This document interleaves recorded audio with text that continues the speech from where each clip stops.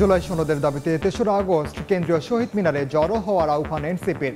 ভারতীয় আধিপত্যবাদ রুখতে নতুন সংবিধান দাবি নাহিদের। শেরপুরে পদযাত্রা।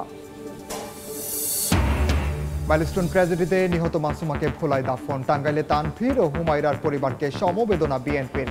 কুমিল্লায় মাহতাবের সমাধিতে নৌবাহিনীর শ্রদ্ধা।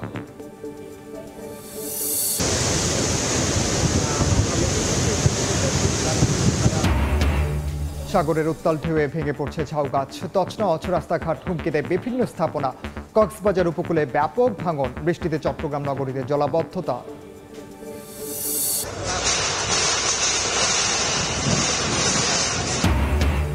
অবৈধ স্থাপনা উচ্ছেদে অভিযান। খুলনার প্রবেশদ্বার গল্লামারীতে গুড়িয়ে দেওয়া হলো অর্ধশত দোকানপাট।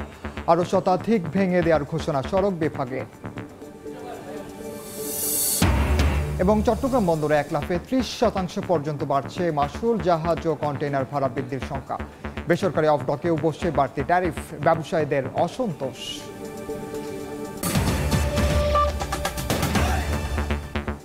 বাংলার সময়ের সঙ্গে আছি আমি ওমর ইনাম। জুলাই সনদের দাবিতে আগামী ৩ আগস্ট কেন্দ্রীয় শহীদ মিনারে জড়ো হতে আহ্বান জানিয়েছেন এনসিপির আহ্বায়ক নাহিদ ইসলাম। বলেন, মুজিববাদ ও ভারতীয় আধিপত্যবাদের বিরুদ্ধে নতুন সংবিধান প্রয়োজন। নেত্রকোনায় পদযাত্রা কর্মসূচিতে বক্তব্য রাখেন তিনি। তৃণমূলকে শক্তিশালী করার মিশনে জাতীয় নাগরিক পার্টির কেন্দ্রীয় নেতারা একের পর এক ছুটে বেড়াচ্ছেন দেশের প্রতিটি জনপদে। রোববার দেশ গড়তে জুলাই পদযাত্রা নিয়ে হাজির নেত্রকোনায়। এদিন দুপুরে পুরাতন কালেক্টরেট মাঠে পথসভায় বক্তব্য রাখেন মুখ্য সমন্বয়ক নাসির উদ্দিন পাটোয়ারি। যারা ফ্যাসিস্ট হয়ে ক্ষমতার কাঠামোতে থাকতে চায় তারা নির্বাচনে পিআর পদ্ধতি চায় না বলে মন্তব্য করেন তিনি। পাওয়ার ব্যালেন্সের চেক করার জন্য পিআর পদ্ধতিতে উচ্চ কক্ষের নির্বাচন চেয়েছি, কিন্তু যারা ফ্যাসিস্ট ক্ষমতার কাঠামোতে থাকতে চায় তারা এই বিষয়ে জনগণকে ধোঁকা দেওয়ার চেষ্টা করছে। জুলাই সনদের দাবিতে আগামী ৩ আগস্ট কেন্দ্রীয় শহীদ মিনারে জড়ো হতে আহ্বান জানান এনসিপির আহ্বায়ক নাহিদ ইসলাম। বলেন, মুজিববাদ ও ভারতীয় আধিপত্যবাদের বিরুদ্ধে নতুন সংবিধান প্রয়োজন। দেশব্যাপী সংস্কারের দাবিতে আমরা নেমেছি এবং একটা নতুন সংবিধানের দাবিতে আমরা নেমেছি। এই নতুন সংবিধানের জন্য আমাদের একটি গণপরিষদ নির্বাচন লাগবে। যেই গণপরিষদ নির্বাচনের মাধ্যমে বাংলাদেশের সাধারণ মানুষ, বাংলাদেশের অভ্যুত্থানকারী জনতা বাংলাদেশের আগামী নতুন সংবিধান নির্ধারণ করবে। এবং ৩রা আগস্ট জুলাই ঘোষণাপত্র এবং জুলাই সনদের দাবিতে আমরা জড়ো হচ্ছি শহীদ মিনারে। আপনাদেরকে আমন্ত্রণ জানাচ্ছি। পদযাত্রা কর্মসূচির আগে জেলা সার্কিট হাউসে জুলাই শহীদ পরিবারের সদস্যদের সঙ্গে মতবিনিময় করেন এনসিপি নেতারা। ওবায়দুল হক, সময় সংবাদ, নেত্রকোনা। এই মুহূর্তে শেরপুরের পথসভায় কথা বলছেন এনসিপির আহ্বায়ক নাহিদ ইসলাম। সরাসরি যাচ্ছি সেখানে। কোন জায়গায় মুজিববাদীদের আমরা আর দাঁড় হতে দেব না। যারা এখনো প্রশাসনে, পুলিশে আওয়ামী লীগের দোসর হিসেবে কাজ করছে, আওয়ামী লীগের সন্ত্রাসীদের, আওয়ামী লীগের এমপিদেরকে প্রশ্রয় দিচ্ছে, তাদের বিরুদ্ধে দুর্বার আন্দোলন গড়ে তুলতে হবে। প্রিয় সংগ্রামী শেরপুরবাসী, আমরা জানি এই শেরপুর জীববৈচিত্র্যময় এলাকা। এই শেরপুর প্রতি বছর বন্যায়, পাহাড়ি ঢলে বন্যার কারণে শেরপুরের মানুষ দুঃখ দুর্দশাগ্রস্ত হয়। এই শেরপুরে প্রাকৃতিকভাবে বন রয়েছে, সেই বন উজাড় করার কারণে, খাদ্য সংকটের কারণে হাতি লোকালয়ে চলে আসে। প্রতি বছর হাতির পদদলিত হয়ে বিভিন্ন মানুষ মারা যাচ্ছে।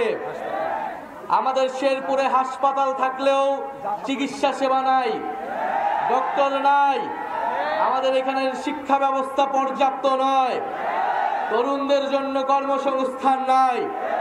শেখ হাসিনা বাংলাদেশকে বিগত আমলে, আপনারা হয়তো শেখ হাসিনার 30 বছর এই শেরপুর শাসন করেছে আওয়ামী লীগ, কিন্তু শেরপুর প্রকৃত উন্নয়ন পায় নাই। উন্নয়ন পেয়েছে শুধুমাত্র সেই আওয়ামী দোসরেরা, সেই আওয়ামী সন্ত্রাসীরা, যারা দেশের টাকা লুট করে এখন বিদেশে পলাতক অবস্থায় আছে। প্রিয় শেরপুরবাসী, আপনারা নিজেরাই চিন্তা করুন, আপনারা নিজেরা ভাবুন যে যেই জুলাই গণ অভ্যুত্থানে আপনাদের শেরপুরের সন্তানেরা শহীদ হয়েছেন, সারা দেশের মানুষ রাজপথে নেমে এসেছিল সে আওয়ামী লীগের বিরুদ্ধে। আপনাদের এই শেরপুরের উন্নয়নের জন্য বাংলাদেশের মানুষের উন্নয়নের জন্য, শেরপুরবাসীর ভাগ্য পরিবর্তনের জন্য। সরাসরি যুক্ত ছিলাম শেরপুরে। মাইলস্টোন ট্র্যাজেডিতে অগ্নিদগ্ধ হয়ে মারা যাওয়া স্কুলের অফিস সহকারী মাসুমা বেগমকে তার গ্রামের বাড়ি ভোলায় দাফন করা হয়েছে। অসহায় পরিবারটির পাশে দাঁড়ানোর অনুরোধ জানিয়েছেন স্বজন ও এলাকাবাসী। এদিকে টাঙ্গাইলে মাইলস্টোন ট্র্যাজেডিতে নিহত শিশু তানভীর আহমেদ ও হুমায়রার পরিবারকে সমবেদনা জানান বিএনপির নেতাকর্মীরা। জীবনযুদ্ধে হেরে গেলেন মাইলস্টোন স্কুল অ্যান্ড কলেজের অফিস সহকারী মাসুমা বেগম। কর্মস্থলে শিক্ষার্থীদের জীবন বাঁচাতে গিয়ে হারান নিজের জীবন।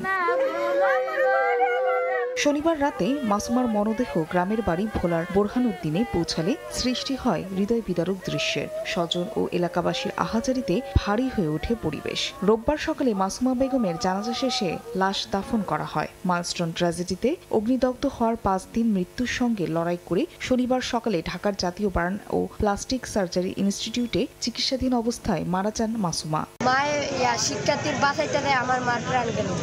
কিছু নেই যে এক করে জায়গা জমি বেচিয়া ওনা করে যে এই একটা ঘর উঠে দিব এমন কিছু নেই। তাদের পরিবারের পাশে থাকার জন্য এবং সরকারি যে সহায়তা যেটা যখন সময় মতো আসবে সেটা আমরা তাদেরকে পৌঁছে দেব। এদিকে টাঙ্গাইলের মির্জাপুরে নিহত শিশু তানভীর আহমেদ এবং সখীপুরে শিশু হুমায়রার বাড়িতে গিয়ে তার পরিবারকে সমবেদনা জানিয়েছেন বিএনপির ভাইস চেয়ারম্যান আব্দুস সালাম পিন্টু। এ সময় ঘনবসতি এলাকায় প্রশিক্ষণ ঘাঁটি না রেখে বিকল্প জায়গায় সরিয়ে নেওয়ার আহ্বান জানান তিনি। এখানে এইটা চলছিল তখন হয়তো ঘনবসতি ছিল না, তবে ইদানিং কালে এটা এখানে করা উচিত হয় নাই। এটা তো মধুপুর আছে, বিভিন্ন জায়গায় আছে, তারা সেখানে করতে পারতো। অন্যদিকে মাইলস্টোন ট্র্যাজেডিতে নিহত কুমিল্লার দেবিদ্বারের বাসিন্দা শিক্ষার্থী মাহতাব রহমান ভুইয়ার সমাধিতে ফুল দিয়ে শ্রদ্ধা জানান বাংলাদেশ বিমান বাহিনীর একটি প্রতিনিধি দল। এরপর নিহতের পরিবারের সঙ্গে কুশল বিনিময় করেন তারা। ফাহরিয়া ফারজানা, সময় সংবাদ। কোনো রাজনৈতিক দলের প্রতি বিএনপির বিদ্বেষ নেই বলে জানিয়েছেন দলটির স্থায়ী কমিটির সদস্য মেজর অবসরপ্রাপ্ত হাফিজউদ্দিন আহমেদ।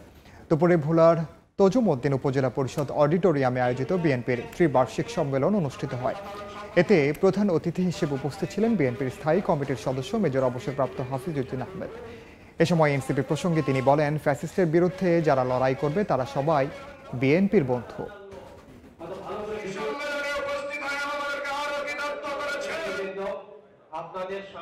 কোনো রাজনৈতিক দলের প্রতি বিএনপির বিদ্বেষ নেই। এই দলটা উঠুক, আমরা চাই এই দলটা, যেহেতু তারা তরুণ, আস্তে প্র্যাকটিস করুক। ধীরে ধীরে একসময় তারা রাজনীতিতে বয়স হলে নাবালক কাটিয়ে সাবালক উপনীত হয়ে তারা আবার সরকার গঠন করতেও পারে এক সময়। আমাদের শুভকামনা থাকলো। অর্থাৎ এত আগে বিএনপির সিনিয়র নেতাদের গালাগালি করার কোনো দরকার নেই। It doesn't look nice. এবং নির্বাচন ফেব্রুয়ারিতে দেখ, যেদিন দেখ বিএনপি প্রস্তুত আছে, জনগণও প্রস্তুত আছে। ময়মনসিংহে দিন দিন বাড়ছে অপরাধ। এবছরের চলতি মাস পর্যন্ত 63টি হত্যাকাণ্ড হয়েছে। এতে জনমনে বাড়ছে উদ্বেগ। পরিস্থিতি মোকাবিলায় বিট পুলিশিং কার্যক্রম জোরদারের কথা জানিয়েছে পুলিশ। হোসেন আলীর ছবিতে ওবায়দুল হকের রিপোর্ট।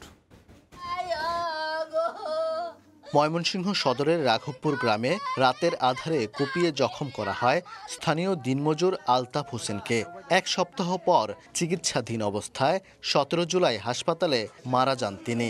ঘটনার 2 সপ্তাহ পেরিয়ে গেলেও গ্রেফতার হয়নি অভিযুক্তরা। এনো একটা কূপ দিছে, এবার নামায় আলছে, এনো একটা কূপ দিছে, এবার নামায় আলছে। এই ঘাটটা কূপ দিছে যে রক দি সহকার কাটা পড়ছে। আসামি এখনো পর্যন্ত ঘুরতেছে, আবার আমাদেরকে হুমকিও দিতেছে। পুলিশের তথ্য মতে গত 4.5 বছরে ময়মনসিংহে হত্যাকাণ্ডের মামলা হয়েছে 450টি। এর মধ্যে চলতি বছরের 7 মাসেই ঘটেছে 63টি খুনের ঘটনা। তুচ্ছ ঘটনাকে কেন্দ্র করে প্রাণ হারাচ্ছেন অনেকে, অথচ বেশিরভাগ অপরাধী রয়েছে ধরাছোঁয়ার বাইরে। এতে মানুষের মাঝে আতঙ্ক ছড়িয়ে পড়েছে। যে অপরাধ হবে তার শাস্তি হবে, কিন্তু আমাদের সমাজে কিন্তু আসলে শাস্তি হচ্ছে না, এবং কোনো কোনো ক্ষেত্রে পলিটিক্যালি তারা রিওয়ার্ডেড হচ্ছে। বিশেষজ্ঞরা বলছেন, বিচারের দীর্ঘসূত্রিতা, পারিবারিক সম্পর্ক দুর্বল হওয়া ও সামাজিক অবক্ষয়ে ঘটছে এমন ঘটনা। আর পরিস্থিতি মোকাবিলায় বিট পুলিশিংয়ের মাধ্যমে সচেতনতামূলক কার্যক্রম জোরদার করার কথা জানিয়েছে পুলিশ। অবশ্যই ল অ্যান্ড অর্ডার সিচুয়েশনটাকে কন্ট্রোল করার জন্য আমাদেরকে ফেয়ারলি বিচারটা নিশ্চিত করতে হবে। বিট পুলিশিং কার্যক্রম এটা আমরা আরও বেগবান করার জন্য, গতিশীল করার জন্য আমরা প্রয়োজনীয় ব্যবস্থা নিচ্ছি।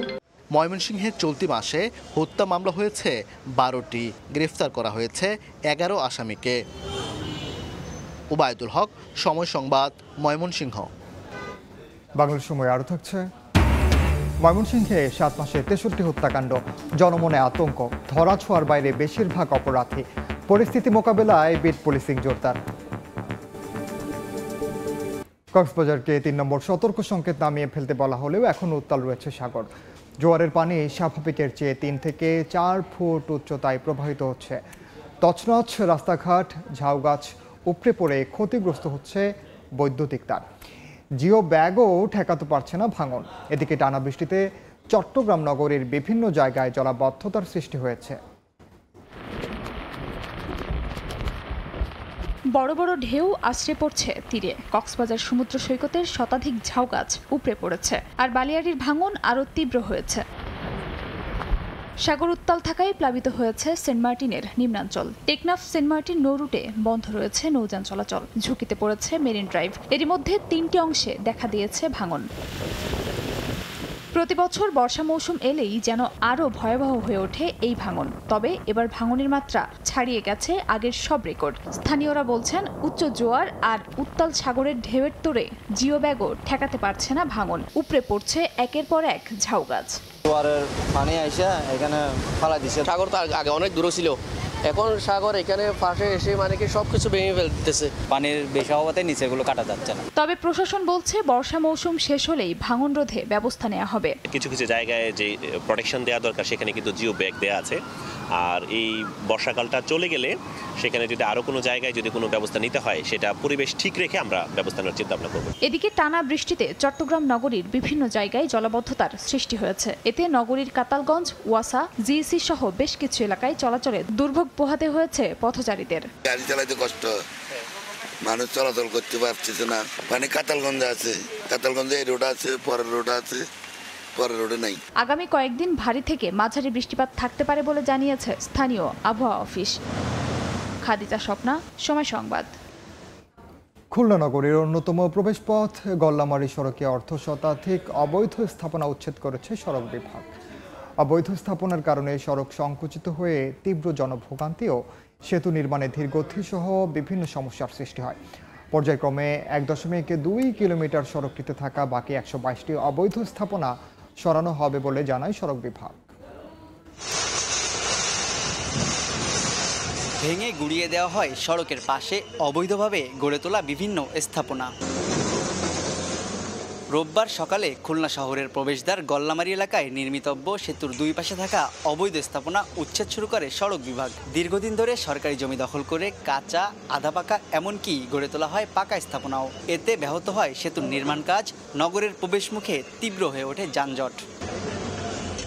সড়ক বিভাগ জানায়, সেতুর 2 পাশে 172টি অবৈধ স্থাপনা গড়ে তোলা হয়। মাস জুড়ে মাইকিং, পত্রিকায় গণবিজ্ঞপ্তি, দফায় দফায় ব্যবসায়ীদের সঙ্গে আলোচনা শেষে শুরু হয় উচ্ছেদ কাজ। ব্যবসায়ীরা ভোগান্তি কমাতে উচ্ছেদে সহযোগিতা করলেও অনিয়মের অভিযোগও করেন তারা।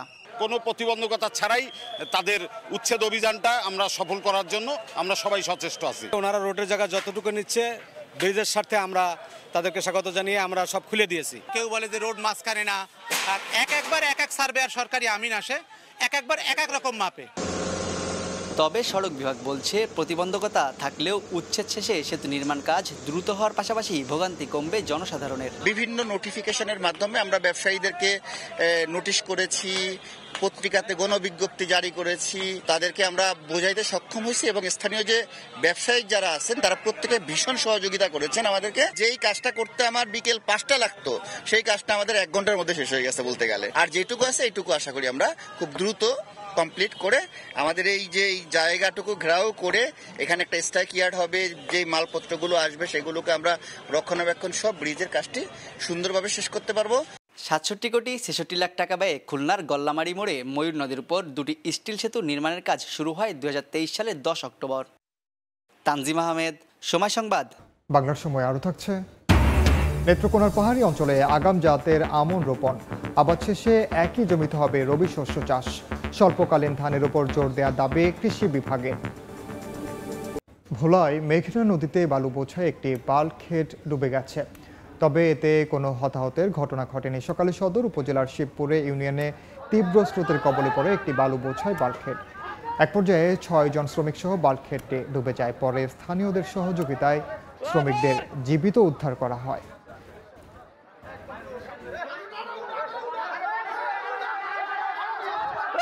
অন্তর্বর্তী সরকার মানবাধিকার রক্ষায় সচেষ্ট বলে জানিয়েছেন মৎস্য ও প্রাণী সম্পদ উপদেষ্টা ফরিদা আক্তার। সকালে সাভারে গণস্বাস্থ্য কেন্দ্রের পিএইচএ ভবনে জুলাই স্মৃতিচারণ ও আলোচনা সভায় অংশ নিয়ে কথা বলেন তিনি।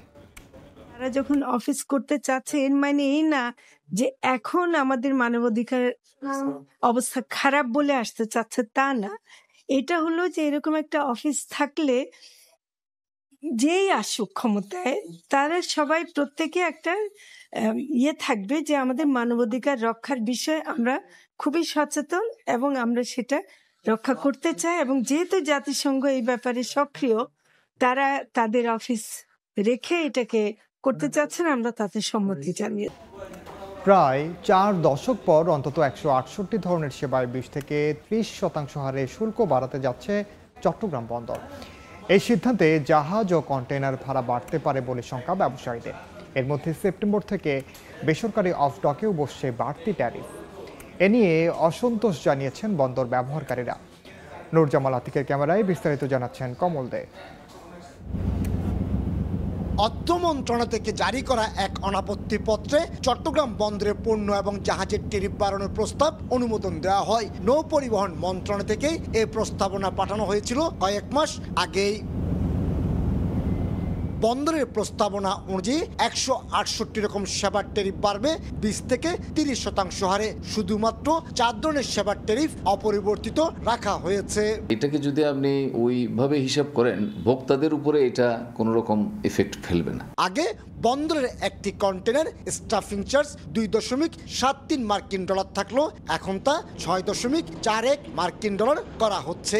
একইভাবে lift on lift off charge বাড়ছে $2.5, বাড়ছে পোর্টের dues, piloting charge, berth hire, storage charge এবং বার্থিং আনবার্থিং চার্জও 30% শুল্ক বাড়াবে এবং এটা আমাদের জন্য প্রচুর একটা প্রেসার হবে। একদিকে বন্দরের ট্যারিফ যেমন বাড়ছে, তেমনি 1 সেপ্টেম্বর থেকে ট্যারিফ বাড়ানোর ঘোষণা দিয়ে রেখেছে বেসরকারি অফডক মালিকদের সংগঠন বিগডা। আর এতেই অসন্তোষ বাড়ছে বন্দর ব্যবহারকারীদের মধ্যে। কোনো কারণে যদি এই রেটটা বৃদ্ধি হয়, সেই রেটের কিন্তু এক ধরনের কুফল কিন্তু আমাদের আমদানিকারকদের উপর এবং রপ্তানিকারকদের উপরে এটা প্রতিষ্ঠিত হবে। এটা স্থগিত করে স্টেক হোল্ডারদের সাথে আলোচনা করে একটা যুক্তির সিদ্ধান্ত নেওয়া হলে ব্যবসায়ীরা স্বস্তি পাবে। অনুমোদিত প্রস্তাবনা অনুযায়ী 10,000 জিএসটি পাইলট চার্জ $800 মার্কিন এবং 20,000 জিএসটি টাগবোট চার্জ $3,450 মার্কিন করা হচ্ছে। তবে বন্দরের ট্যারিফ কোনোভাবে 10% বেশি না করতে আগে চিঠি দিয়েছিল শিপিং এজেন্ট। 10 থেকে 12% আমরা একটু পর্যন্ত আমরা মনে করি যে এই পর্যায়ে যদি সরকার মনে করে সেটা সহনীয় পর্যায়ে হতে পারে। 2024-25 অর্থ বছরে চট্টগ্রাম বন্দর 32,96,000 কন্টেনার এবং 13 কোটি মেট্রিক টন কার্গো পণ্য হ্যান্ডেলিং করেছে। কমল দে, সময় সংবাদ, চট্টগ্রাম। নেত্রকোনার পাহাড়ি অঞ্চলে শুরু হয়েছে আগাম জাতের আমন রোপণ। আবাদ শেষে একই জমিতে হবে রবি শস্য চাষ। ঢলের ভয়ে আগাম জাতের আমন আবাদ শুরু করেছেন জেলার পাহাড়ি অঞ্চলের কৃষকরা। এতে শঙ্কাহীনভাবে এ ফসল ঘরে তুলতে পারবেন তারা। পাশাপাশি দ্রুত আমন ওঠার পর একই জমিতে আবাদ করতে পারবেন অন্যান্য রবি শস্য। কৃষি বিভাগ বলছে রোপা আমনের স্বল্প জীবনকালীন জাতের ধান আবাদের উপর জোর দেওয়া হয়েছে। স্বল্পকালীন ধানের উপর জোর দেওয়া দাবি কৃষি বিভাগের। বাংলার সময়ের শীর্ষ সংবাদগুলো জানিয়ে দিচ্ছি আরেকবার। জুলাই সনদের দাবিতে 3রা আগস্ট কেন্দ্রীয় শহীদ মিনারে জড়ো হওয়ার আহ্বান এনসিপির। ভারতীয় আধিপত্যবাদ রুখতে নতুন সংবিধান দাবি নাহিদের। শেরপুরে পদযাত্রা। মাইলস্টোন ট্র্যাজেডিতে নিহত মাসুমাকে ভোলায় দাফন। টাঙ্গাইলে তানভীর ও হুমায়রার পরিবারকে সমবেদনা বিএনপির। কুমিল্লায় মাহতাবের সমাধিতে নৌবাহিনীর শ্রদ্ধা।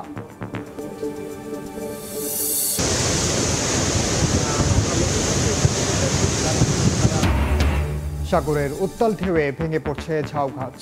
তছনছ রাস্তাঘাট হুমকিতে বিভিন্ন স্থাপনা।